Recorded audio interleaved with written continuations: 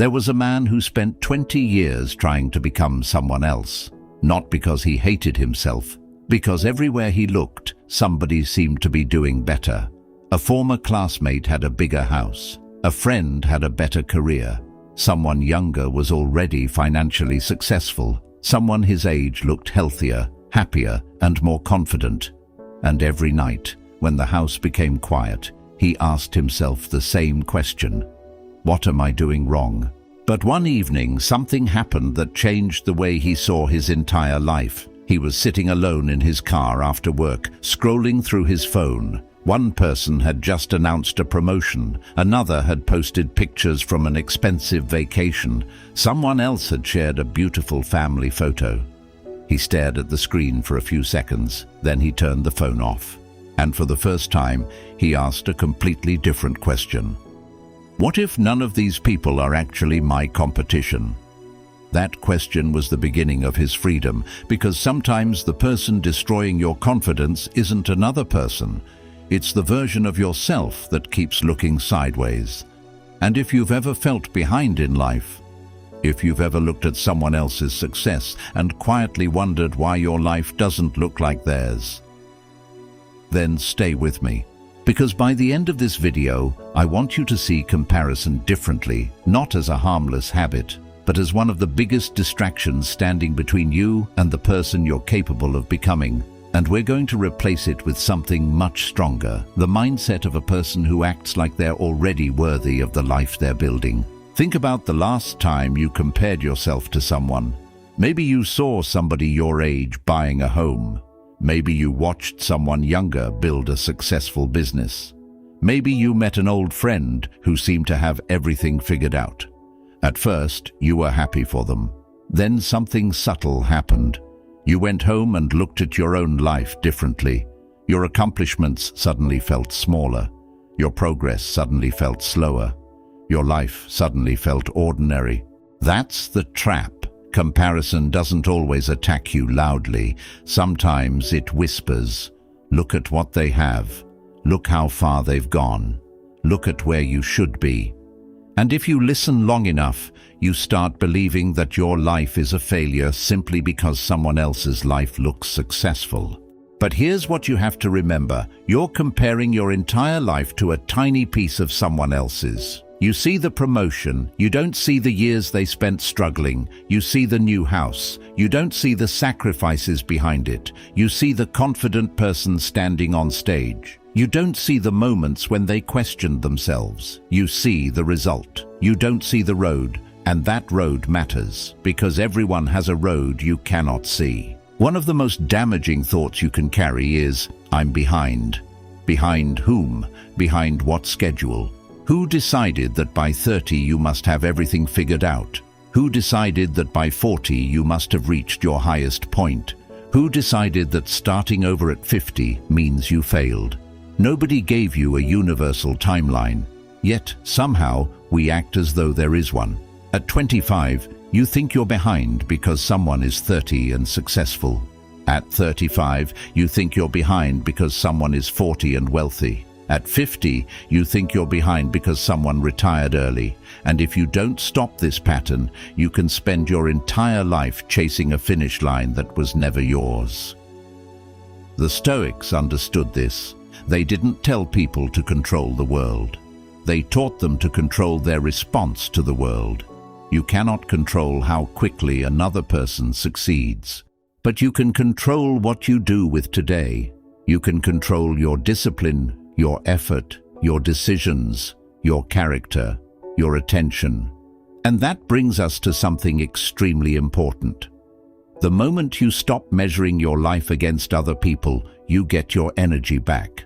Remember the man from the beginning, the one sitting in his car with his phone turned off? His name doesn't matter, because in one way or another, he's all of us. He spent years asking, why am I not where they are? But that night, he replaced the question. He asked, what can I do with what I have? That's a completely different mindset. The first question creates frustration. The second creates action. The first keeps you looking outward. The second brings you back to yourself. And from that day forward, he created a simple rule. Every morning, before checking what everyone else was doing, he asked himself, "What would make me respect myself tonight?" Maybe it was finishing the project he'd been avoiding. Maybe it was exercising. Maybe it was making a difficult phone call. Maybe it was spending real time with his family instead of staring at a screen. Maybe it was simply keeping one promise he'd made to himself. Nothing dramatic. But something changed.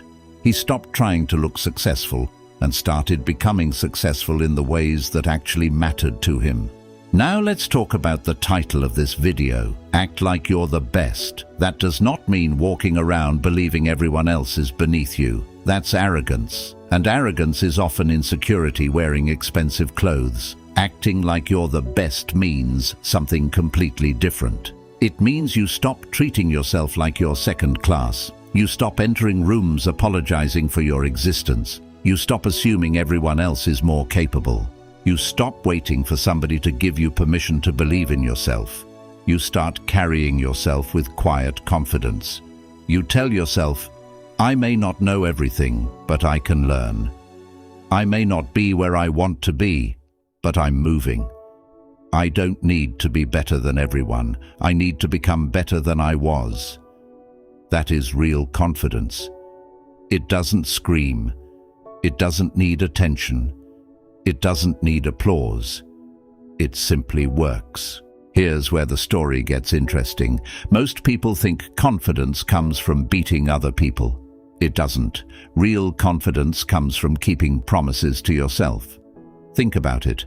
Every time you say, "I'll do it tomorrow," and don't, you teach yourself that your own words don't mean much. But every time you say, "I'm going to do this," and actually follow through, you build trust with yourself. One promise, then another, then another. And slowly, something powerful happens. You begin to believe yourself. You become less dependent on outside approval. You don't need someone to tell you that you're capable because you've collected evidence. You've seen yourself do difficult things. You've watched yourself recover. You've watched yourself continue. And suddenly, comparison loses its grip because you aren't trying to prove that you're better than somebody else. You're proving that you can trust yourself. But wait, there's one part of comparison that most people completely misunderstand. Sometimes you're not jealous of another person's life. You're jealous of the version of yourself you believe you could have become. Think about that. Maybe you aren't angry because someone else succeeded.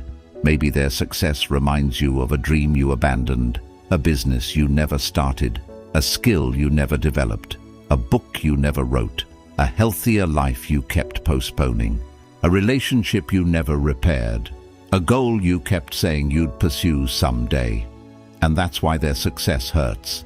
Not because they have something you don't, but because deep down you know you're capable of more. If that's you, don't turn that feeling into shame. Turn it into information. Your discomfort may be telling you, it's time to start again. Imagine two runners. One is running toward the finish line. The other keeps turning his head. How far ahead is he? Who's behind me? Am I faster than them? Why are they catching up? Every time he looks sideways, he loses focus. And that's exactly what happens in life. You cannot build your future while constantly monitoring somebody else's. You can't write your story while obsessing over theirs. You can't become your best self while constantly asking whether you're better than somebody else. So protect your attention.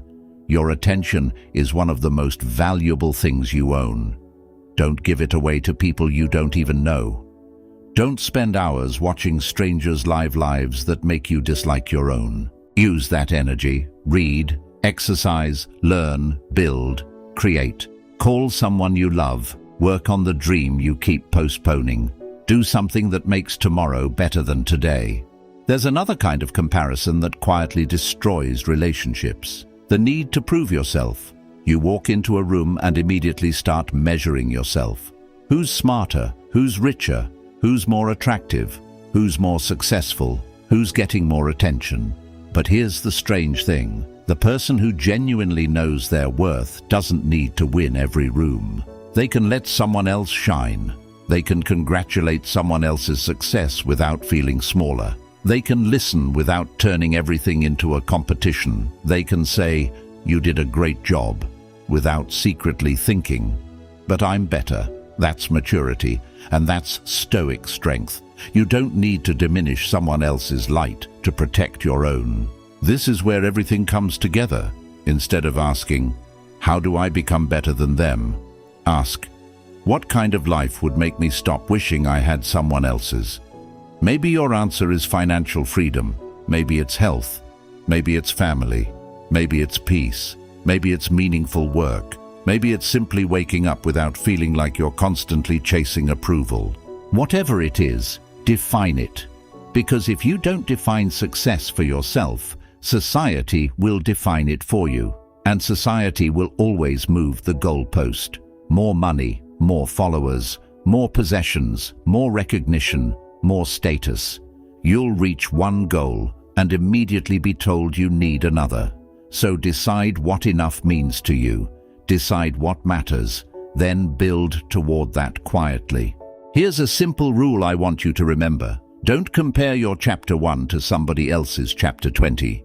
You don't know their story, and they don't know yours. Maybe you've had setbacks they never experienced. Maybe you've carried responsibilities they never had. Maybe you've had to start over more than once. That doesn't make your journey less valuable. It makes it yours. And there is something beautiful about rebuilding. Because when you build yourself after disappointment, you know exactly what you're made of. So if you're starting over today, don't be embarrassed. Start. If you're behind financially, don't obsess. Learn. If you've wasted years, don't waste another year regretting them. Move. If someone else is ahead, let them be ahead. Your job isn't to catch everyone. Your job is to keep walking. One day, you're going to look back and you'll realize something. The people you spent so much time comparing yourself to probably weren't thinking about you nearly as much as you imagined. They were busy living their own lives, and you were busy measuring yours against theirs. That's the tragedy. You had your own path, your own strengths, your own opportunities, your own story, but you couldn't see them because you were looking sideways. So today, turn your head forward. Look at your life. Look at what you still have. Look at what you can still build. And stop asking, "Why am I not like them?"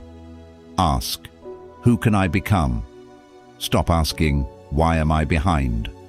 Ask, "What can I do today?" Stop asking, "Do they think I'm good enough?" Ask, "Do I respect the person I'm becoming?" Because that is the standard that matters. You don't need to be the richest. You don't need to be the strongest. You don't need to be the most popular. You don't need to have everything figured out. You simply need to stop abandoning yourself every time somebody else succeeds. Let them succeed. Let them shine. Let them run their race. And you run yours, quietly, patiently, relentlessly. Become so focused on building your own life that you no longer have time to envy someone else's. And when you walk into a room, don't walk in thinking you're better than everyone. Walk in knowing that you belong there. When you look in the mirror, don't ask whether you're better than the person next to you. Ask whether you're better than the person you used to be. And when life gives you another reason to compare, remember this: someone else's success is not your failure. Someone else's timeline is not your deadline. Someone else's life is not your assignment. Your assignment is you, your character, your discipline, your peace, your growth, your life. So act like you're the best, not because you need to prove it to the world, but because you have finally decided to stop treating yourself like you're anything less. And from this day forward, don't look sideways, look forward, because the person you could become is far more important than the person you're comparing yourself to. Your race is still running, your story is still being written, and your best chapter may not have happened yet.